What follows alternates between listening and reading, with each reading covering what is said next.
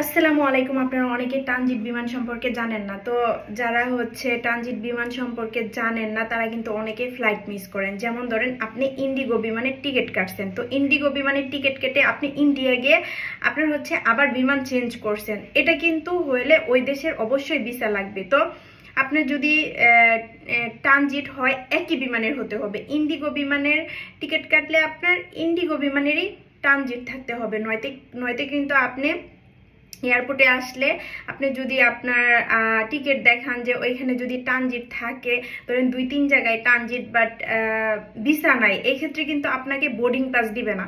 তো আপনারা যেইখান থেকে টিকিট কাটেন না কেন অবশ্যই টিকিটটা ভালোভাবে চেক করে তারপর এয়ারপোর্ট আসবেন, নয়তো কিন্তু আপনাদের ফ্লাইটটা মিস হবে, আপনি যেতে পারবেন না, আবার নতুন করে আপনাকে একই বিমানের টিকিট কাটতে হবে। তো ভিডিওটা ভালো লাগলে অবশ্যই শেয়ার করে দিবেন যাতে সবাই দেখতে পারে আর সবাই উপকৃত হয়। তো আপনাদের শেয়ারের জন্য যদি একটা মানুষ উপকৃত হয় তাহলে সমস্যা কি বলেন তো?